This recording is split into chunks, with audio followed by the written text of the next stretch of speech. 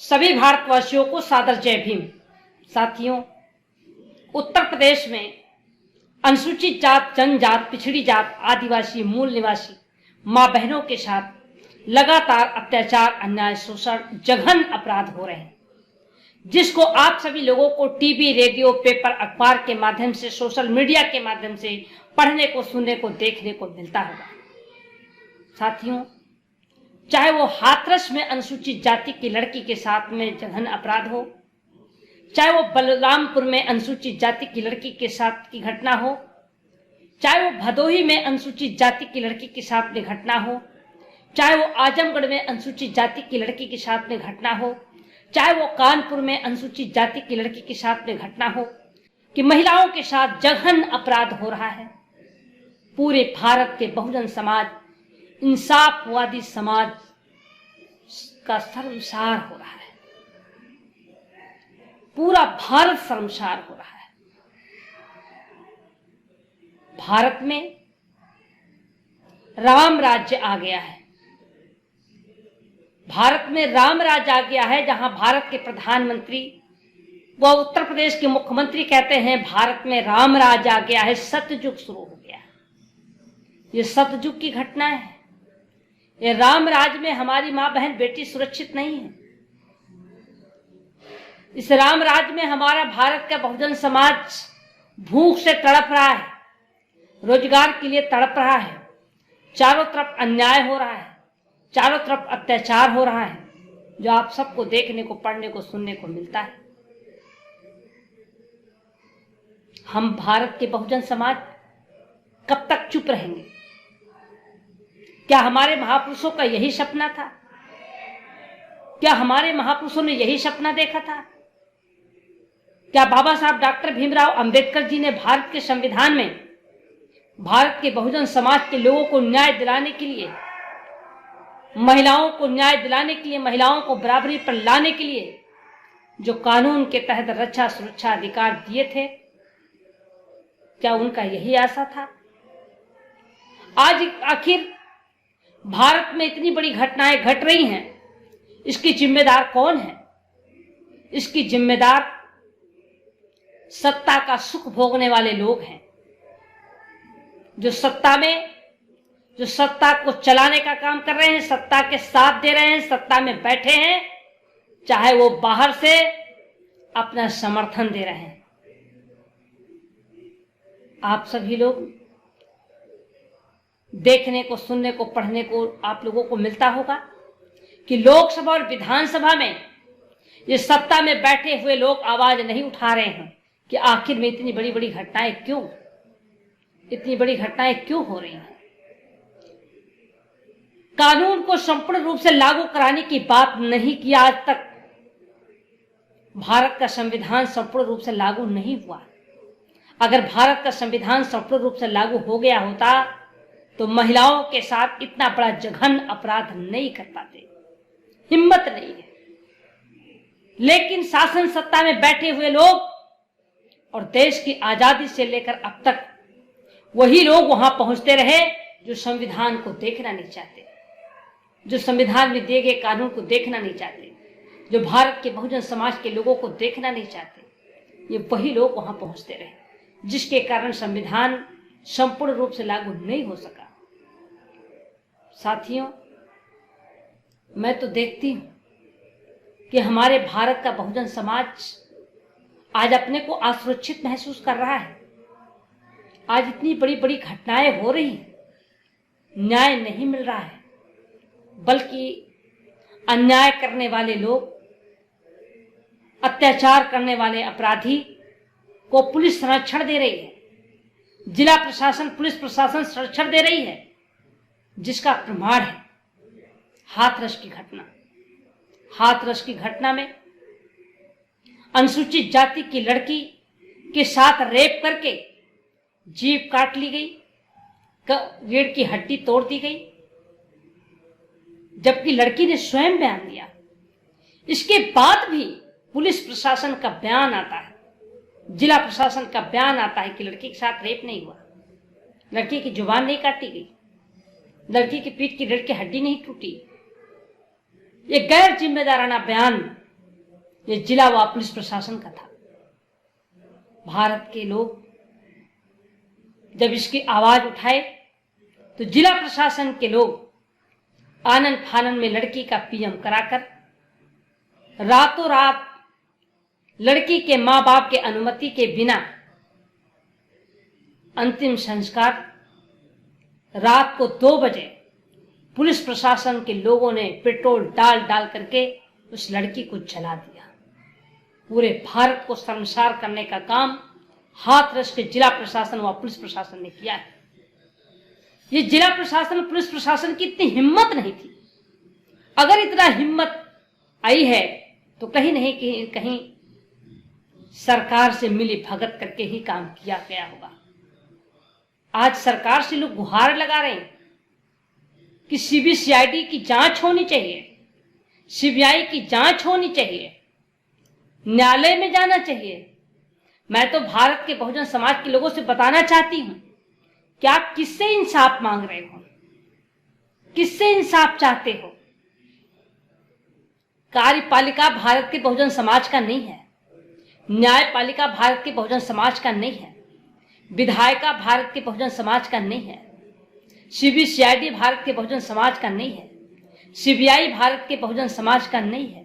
जिस पर आप भरोसा करते हो वो आपके नहीं है, वो आपको देखना नहीं चाहते, आपके अधिकार को नहीं देखना चाहते, आपके कानून को देखना नहीं चाहते, ये संविधान में दिए गए कानून को नहीं देखना चाहते, ये संविधान के तहत देश नहीं चला रहे बल्कि मनुस्मृति के तहत चला रहे हैं। ये देश में संविधान के तहत ये कार्य नहीं हो रहा है बल्कि मनुस्मृति के तहत, राजतंत्र के तहत ये कार्य हो रहा है कि हम जो चाहेंगे वही करेंगे। आज जो वो चाह रहे हैं वो करते जा रहे हैं और आप सड़कों पर हल्ला मचा रहे हैं, सड़कों पर 1-2 दिन के लिए आवाज उठा रहे हैं। किसके लिए? मीडिया में छाए रहने के लिए। मीडिया में हम छाए रहें, टीवी पर हम छाए रहें, पेपर में हम छाए रहें, क्योंकि चुनाव आने वाला है, विधानसभा का चुनाव आने वाला है, बिहार प्रदेश का चुनाव होने वाला है, उत्तर प्रदेश का चुनाव होने वाला है। हम टीवी पे छाए रहेंगे, हम पेपर में छाए रहेंगे, हम सोशल मीडिया पे छाए रहेंगे तो लोग हमको वोट देंगे, हम सरकार बनाएंगे। साथियों, सामाजिक परिवर्तन इससे नहीं होने वाला। हमारे महापुरुषों का सपना ये नहीं था, हमारे महापुरुषों ने ये नहीं सोचा था। हमारे महापुरुषों ने भारत के बहुजन समाज के लोगों को बराबरी पर लाने के लिए बहुत बड़ा त्याग किया है, बहुत बड़ा संघर्ष किया है, बहुत लोगों ने कुर्बानी दी है, बहुत लोगों के साथ अत्याचार हुआ था उस समय, लेकिन मनवादी व्यवस्था के लोगों से समझौता नहीं किया। भारत के बहुजन समाज को बचाने के लिए अपने को कुर्बान हो गए। लेकिन आज की राजनीति में निजी स्वार्थ के लिए, सांसद बनने के लिए, विधायक बनने के लिए, मंत्री बनने के लिए, पैसा कमाने के लिए, सत्ता में बने रहने के लिए, मीडिया में बने रहने के लिए, टीवी पेपर में छाए रहने के लिए, करोड़पति बनने के लिए इन दुश्मनों से समझौता कर रहे हैं। लोग ये निजी स्वार्थ के लिए कर रहे हैं। इनको समाज की चिंता नहीं है, इनको भारत की बहुजन समाज की चिंता नहीं है। इनको अपना पैसा बचाना, अपने को बचना, मीडिया में छाया रहना, मीडिया में 2 दिन के लिए हल्ला मचाना और इसके बाद चुप हो जाना, जिसके कारण आज पूरे भारत में निरंतर घटनाएं घट रही हैं। कहते हैं हम इंसाफ दिलाकर रहेंगे, इंसाफ मिलना चाहिए। अरे आपने तो इतना संघर्ष किया, लेकिन क्या लोगों को इंसाफ मिला? कहीं भी, चाहे वो नागरिक बिल को लेकर के हो और चाहे वो लगातार हत्या हो, बलात्कार हो, शोषण हो, जब भी आपने आवाज उठाया कहीं आप न्याय दिला पाए? ये समाज को गुमराह करने से काम नहीं चलेगा। अगर वास्तव में भारत के बहुजन समाज की लड़ाई लड़ना चाहते हो, आप एक मंच पर आइए, रणनीति के तहत लड़ाई लड़ी जाए। बिना रणनीति की लड़ाई नहीं लड़ सकते हो, इसलिए कि सरकार, कार्यपालिका, विधायिका, न्यायपालिका तीनों उनका है। आप जिस तरीके से सड़कों पर नौटंकी करके, सड़कों पर चिल्ला करके आप भारत के बहुजन समाज को बचाने के बजाय दुश्मन को आगाह कर रहे हो, दुश्मन को सजग कर रहे हो। आपने सड़कों पर आवाज उठाया, जिसका नतीजा है कि सवर्ण समाज के लोग आज दफा 44 होने के बावजूद हजारों की संख्या में एकजुट कर होकर के वो रणनीति तय कर रहे हैं कि हमें इनसे कैसे लड़ना है, इनसे कैसे लड़ना है। वो रणनीति तय कर रहे हैं। कार्यपालिका उनका, विधायिका उनका, न्यायपालिका उनका, इसके बावजूद रणनीति के तहत लड़ रहे हैं। और हमारे लोग टीवी पर छाए रहने के लिए, सोशल मीडिया पर छाए रहने के लिए, पेपर में बने रहने के लिए, सत्ता के लिए, पैसे के लिए दुश्मन से हाथ मिला रहे हो और कहते हो हम भारत के बहुजन समाज की हितैषी हैं। कतई नहीं, आप हितैषी नहीं हैं, बल्कि बहुजन समाज के साथ धोखा कर रहे हैं। अगर आपको भारत के बहुजन समाज के प्रति आपकी जरा से भी श्रद्धा है, अगर आप चाहते हो भारत में सामाजिक परिवर्तन आए, भारत के बहुजन समाज बचे, भारत के बहुजन समाज की सुरक्षा हो, भारत के बहुजन समाज को न्याय मिले, संविधान बचे, संविधान में दिए गए कानून बचे, तो इसके लिए एकजुट होइए। आप एकजुटता की बात नहीं करते, केवल सड़क पर आवाज उठाते। सड़क पर चिल्लाने से हमारे बहुजन समाज को न्याय मिलेगा? नहीं मिलेगा, बल्कि दुश्मन को आप जगाने का काम कर रहे हो और हमारे भारत के बहुजन समाज को चुप कराने का काम कर रहे हो। इससे भारत का बहुजन कतई नहीं जगने वाला है। अगर भारत के बहुजन समाज को न्याय दिलाना है तो बैठ करके रणनीति तय होनी चाहिए और रणनीति के तहत आपको समाज को तैयार करना होगा। इन दुश्मनों से आर पार की लड़ाई लड़ने के लिए आपको समाज को तैयार करना होगा, आपको जमात तैयार करनी होगी। जिस दिन जमात तैयार हो जाएगी उस दिन ये अत्याचार करने वाले लोगों का नामो निशान मिट जाएगा।